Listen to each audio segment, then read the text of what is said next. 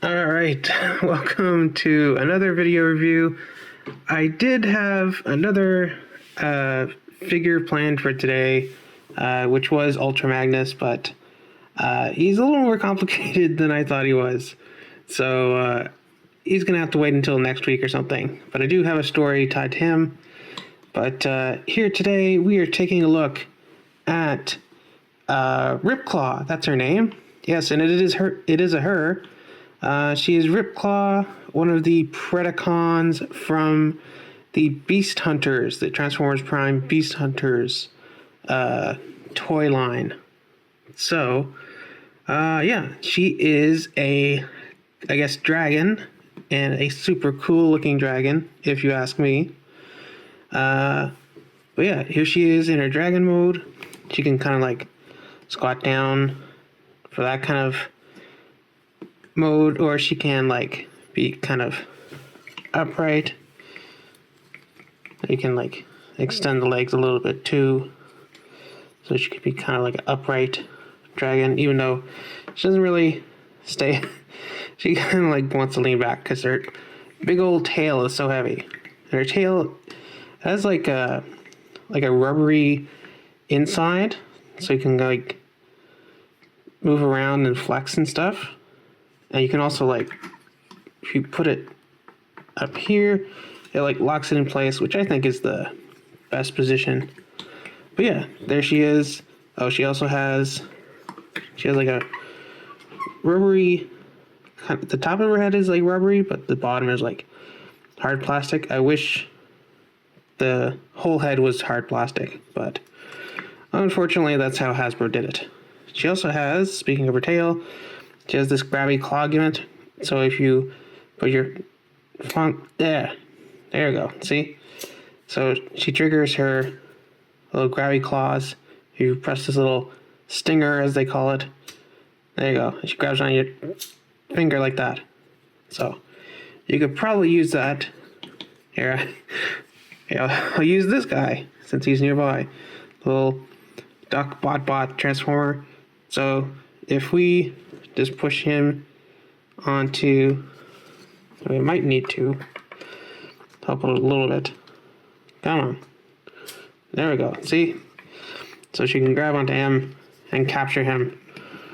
Now she's got you. Okay. So I'll free you. Come on. Forget what your name is. There you go. So that's her there. So let's transform her into her robot mode. So we can start here by basically trying to straighten out the legs. And you take this piece, unpeg it from here, and then basically bring it down. And that basically kind of straightens out the leg. Yeah, can't talk. It's too early in the morning to talk. So yeah, do that on both sides. And then we raise up her arms. Both of them, please. There we go. And we open up her tummy there and push this section forward, and that'll make her robot torso. And these kind of get out of the way a little bit.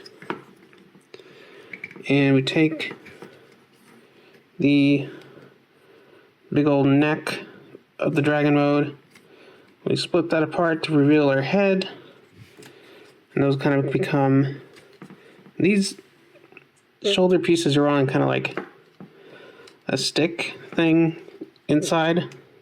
So you kind of, I guess, want to prop them up a little bit there. So yeah. Oh yeah. Okay, so those go kind of like big, tall pauldron kind of things. And then we take our dragon head, and that basically just folds back here. Yeah, there we go. I do wish that there was like a lever thing on her back that you could like push up to like make her head come up, but there is no head extending. So she always kind of has it like trapped in her like collar thing here. But yeah, and then I think all we gotta do is just raise her tail up, and there we go. Oh wait, missing one step. And this is kind of a cool step, because you see there's this post here, we pull her claw up, and that keeps the hand from coming back with the claw. And there she has her robot arms. And there we go. There's her hand. Now she's all done.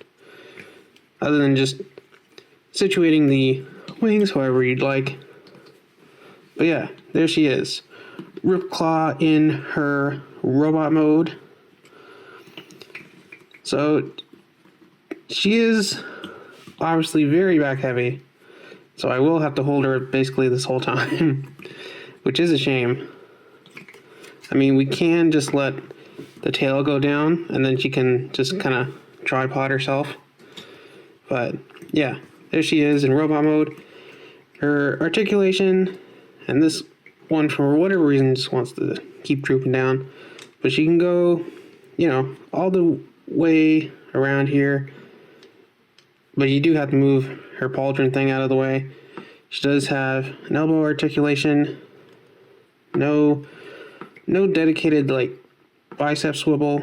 There is like this wrist, not really wrist, it's kind of like forearm swivel for the transformation.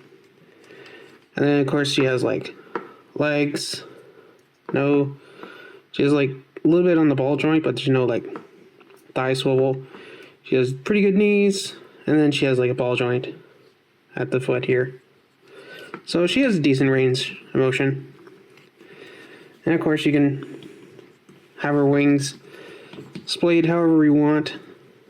Oh, and she can also do, we move her tail up here. She can also do, so she kind of has to bend forward to do it, but she can still use her tail gimmick in this mode. So yeah. And you can also take the actual, if we can get it off, because it is in there and just leaves like a little, kind of like scorpion tail now. But yeah, we'll pull her tail down so she can stand up. So if we stand her here, we can take her grabby claw weapon, we can put that in her hand, and now she has it as a handheld weapon. So if you don't want it to still be on her tail, you can take that and she can capture poor little, come on.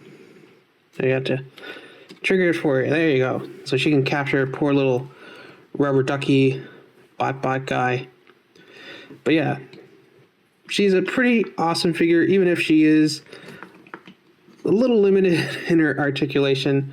I really love the head. Can we get a close-up of the head before we go?